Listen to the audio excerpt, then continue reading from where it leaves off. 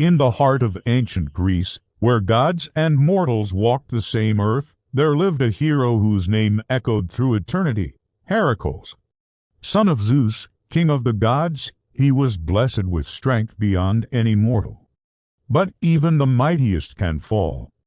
Consumed by a moment of divine madness, a cruel trick orchestrated by the resentful goddess Hera, Hercules committed an act so tragic it stained his honor and plunged him into a despair as deep as Eris itself. Ho, ho, ho! Kneeling amidst the ruins of his own making, his heart heavy with a grief that could shatter mountains, he knew his path to redemption would not be an easy one. He had to become more than a man. He had to become a legend. To cleanse his soul and reclaim his heroic mantle, Hercules sought the wisdom of the oracle at Delphi. The command was clear. He must serve King Eurystheus of Mycenae for 12 years. The cowardly and jealous king, spurred on by Hera, devised a series of tasks so perilous, so utterly impossible, that no mortal could ever hope to complete them.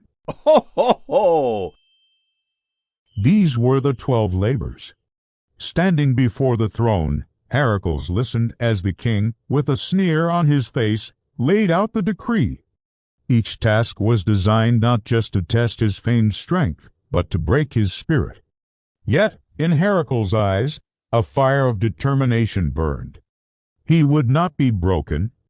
He would face the impossible, and he would conquer it. His first labor led him to the dark forests of Nemea.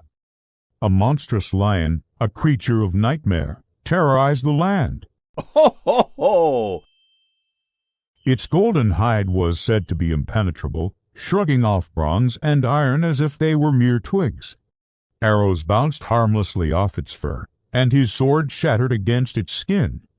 Realizing that conventional weapons were useless, Hercules cast aside his sword and shield. This was a battle of pure, raw strength.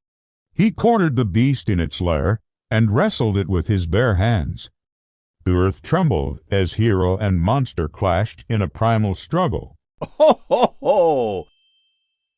With a final, mighty effort, Hercules locked his arms around the lion's neck, squeezing until the beast's roars faded into silence. He had done the impossible.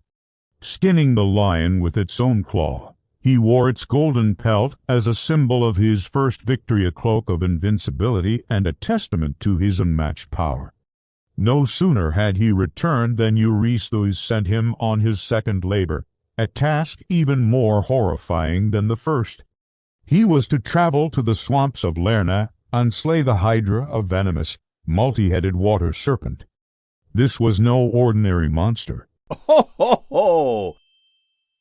The Hydra possessed a terrifying power. For every head that was severed, 2 more would grow in its place, each one hissing with deadly poison. Hercules waded into the murky waters, his sword a blur of motion. He struck off one head, then another, but the creature only grew stronger, its writhing necks multiplying before his eyes. It seemed an unwinnable battle. But Hercules was not just a man of brawn, he was a warrior of wit. He called upon his loyal nephew, Iolaus, for aid. Ho, ho, ho! As Hercules sliced off a head, Iolaus would rush in with a burning torch, searing the open wound to prevent it from regenerating. Together, uncle and nephew fought as one. Finally, only the single immortal head remained. Hercules buried it deep beneath a massive boulder, ending the creature's reign of terror and proving that true victory often requires not just strength, but also cleverness and teamwork. The labors that followed took Hercules to the very edges of the known world, each one a unique test of his many virtues. Ho, ho, ho! For his third labor, he was tasked with capturing the Cyrenaean hind, a deer with golden antlers and bronze hooves, so swift it was said to outrun an arrow. It was sacred to the goddess Artemis, so he couldn't harm it. For an entire year, Hercules pursued the creature across mountains and valleys, a test of his endurance and patience, finally capturing it without injury. Next, he was sent to capture the Erymanthean boar, a gigantic, savage beast that laid waste to the countryside. Ho, ho, ho!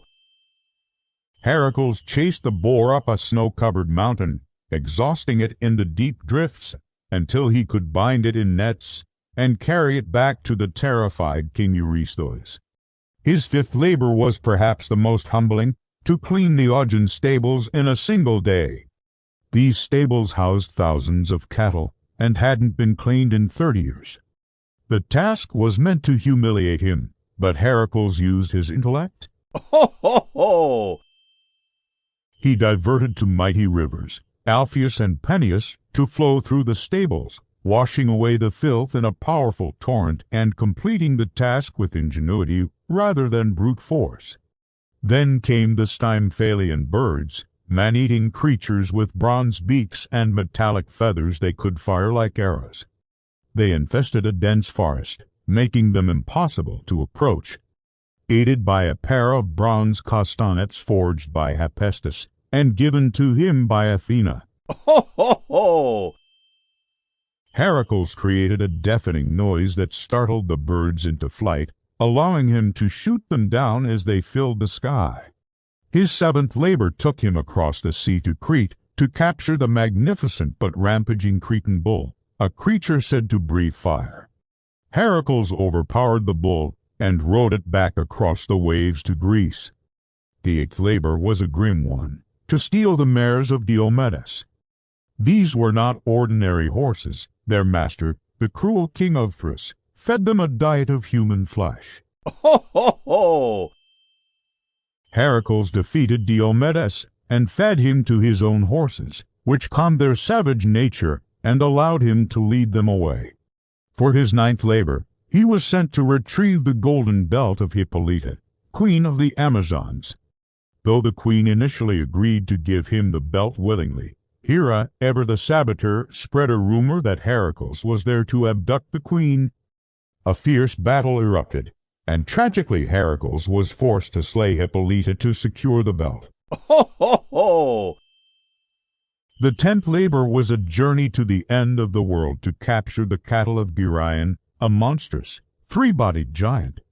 After a long and arduous journey and a tremendous battle, Hercules defeated the giant and his two-headed hound Orthrus, driving the herd of red cattle all the way back to Mycenae.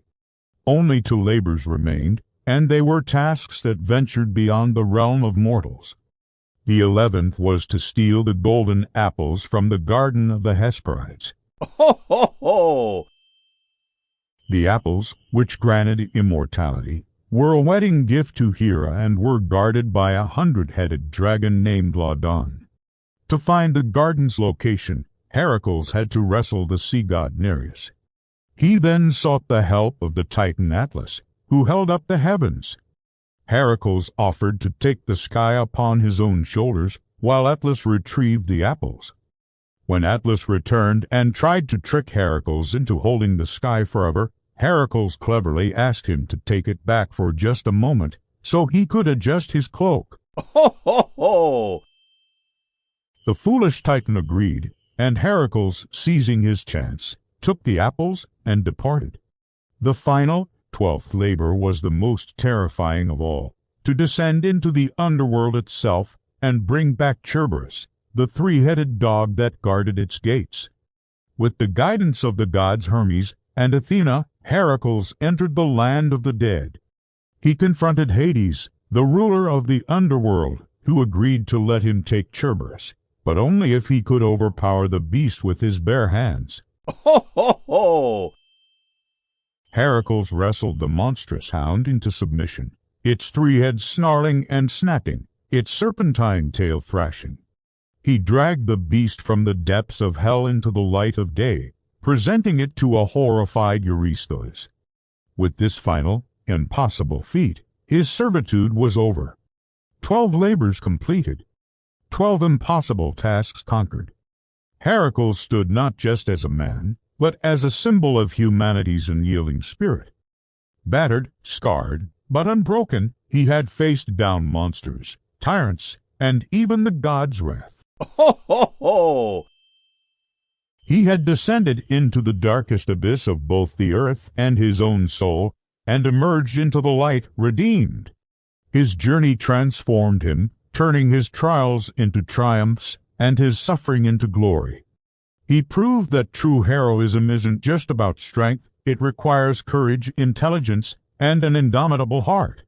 Through his labors, Hercules had not only cleansed his past but had forged an immortal legacy, earning his rightful place on Mount Olympus, forever remembered as the greatest of all Greek heroes. Ho, ho, ho! Thank you for watching. If you enjoyed this journey into myth and legend, please like, share, and subscribe for more stories from the ancient world. Ho, ho, ho!